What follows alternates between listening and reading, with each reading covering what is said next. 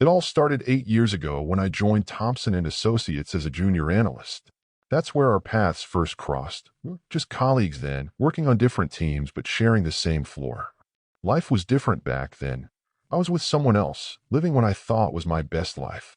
4 years passed, and my relationship of 5 years ended. It wasn't dramatic. We just grew apart, wanted different things. That's when things started changing between us at work. What began as coffee breaks turned into lunch dates, and soon we were meeting outside of work too. Nothing serious at first, just two people enjoying each other's company. About 3 years ago, she suggested we give it a real shot. Make it official, Things moved pretty fast after that. She had this genetic condition that put her at high risk for certain health issues, so she made the brave decision to undergo preventive surgery. I was there for her through it all, the consultations, the recovery, everything. It brought us closer than ever. We both sold our places and bought a house together. Then came the pregnancy news, and I couldn't have been happier. 6 months ago, I proposed. It felt like the perfect moment. The way she talked about our future, about wanting more kids despite initially planning for just one, it all seemed so perfect. She kept saying we should try for another right after our first because she needed another surgery soon due to her condition. Last week, she started her maternity leave. We were counting down, just 2 weeks until our little one would arrive. That's when my phone died. She offered me one of her old phones to use until my replacement arrived. She has 2 similar models, and that's where everything changed. I picked up what I thought was the empty phone she mentioned. She said something about pregnancy brain making her forgetful and told me to just delete whatever I needed to. But as I started going through it, I found old message threads with her friend Skylar from right before we got serious. What I read turned my world upside down. They were discussing potential fathers for her future children, treating it like some kind of checklist. There I was, described as the shortest and oldest of her options, but with the best prospects, stable job, good personality, shared interests. They analyzed everything about me, down to how I wasn't her usual type but was funny and decent looking enough. Skylar encouraged her to lock it down with me since time was running out. I couldn't believe what I was reading. I must have said something out loud because she noticed and suddenly realized which phone I had. She started panicking, trying to explain, but nothing she said made sense. I couldn't stand to be there another minute. I grabbed some clothes and walked out. Now I'm sitting in this bed and breakfast, 3 days later, staring at my phone filled with her messages and videos. She's crying, begging me to come home so we can talk. But I can't shake this feeling of being used, of our whole relationship being some kind of calculated decision rather than real love. The past 2 years feel like a lie now. The worst part is how my mind keeps going back and forth. One minute I'm reading those messages again, feeling sick about how she and Skylar discussed me like I was some kind of investment option. The next minute I'm remembering how she's been these past months, all the little things that made me believe this was real. She would send me random texts during the day, just to say she loves me.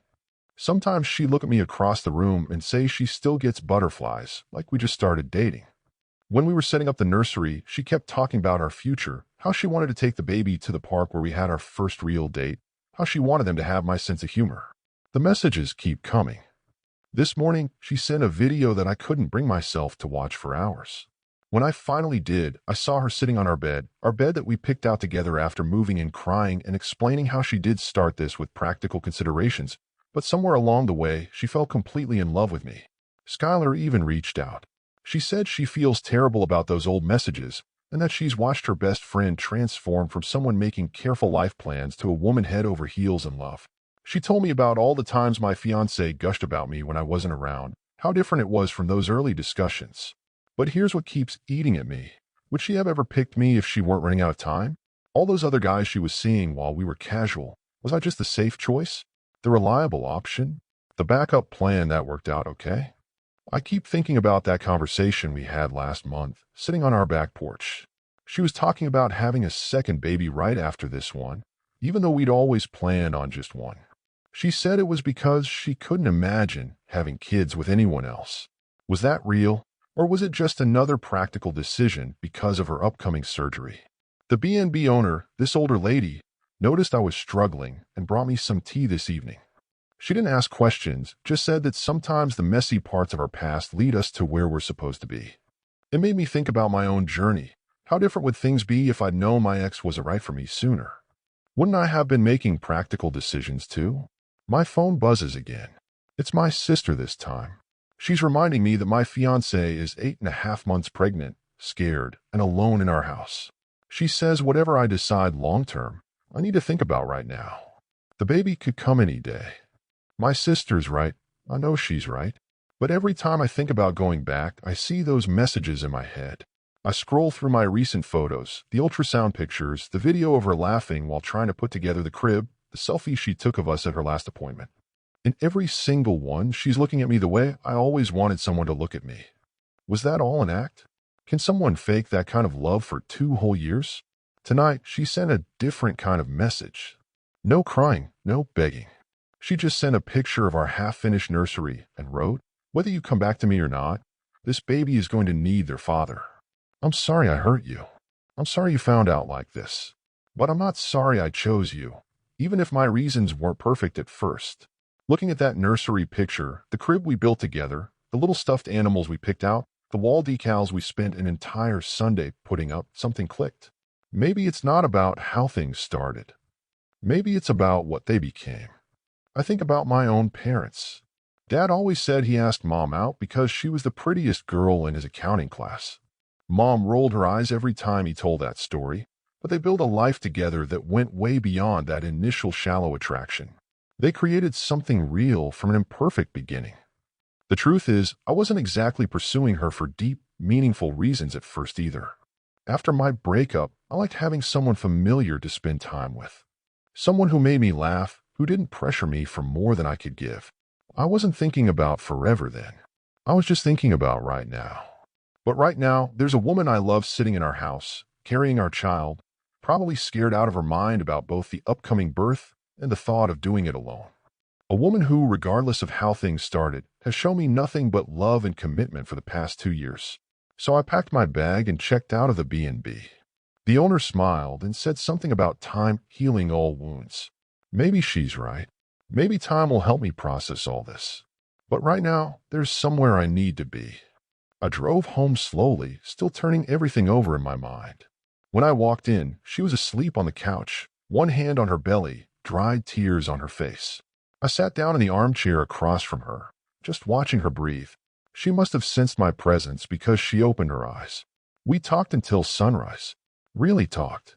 She admitted she was scared of ending up alone, of never having the family she wanted. She told me how what started as a practical choice turned into the best decision she ever made. How watching me stick by her through her surgery made her realize she'd found something real. I told her I was hurt, that I felt like a backup plan that worked out okay. She took my hand and placed it on her belly where the baby was kicking. "You were never the backup plan," she said. "You were the wake-up call. The person who made me realize I was looking for all the wrong things." I can't say everything is perfect now. I still have moments where those messages flash through my mind. But when I look at her, at the life we've built, at the family we're about to become, I know I want to be here. Maybe the beginning of our story isn't as romantic as I thought it was. But maybe that's okay. Maybe real love isn't about perfect beginnings. It's about choosing each other every day after. We've got 2 weeks until our baby arrives. That's 2 weeks to work on rebuilding trust, to focus on our future instead of our past. I don't know if we'll end up having that second baby she talked about. I don't know if things will ever feel exactly the same as they did before I found those messages. But I do know one thing. I want to find out. Thank you for watching. If you enjoyed this story, please hit that subscribe button to help us reach our goal of 1,000 subscribers. Don't forget to give it a thumbs up and share it with friends or family who might enjoy it too. Your support means a lot. And if you have any thoughts, questions, or story ideas, drop them in the comments below. I'd love to hear from you. See you in the next story.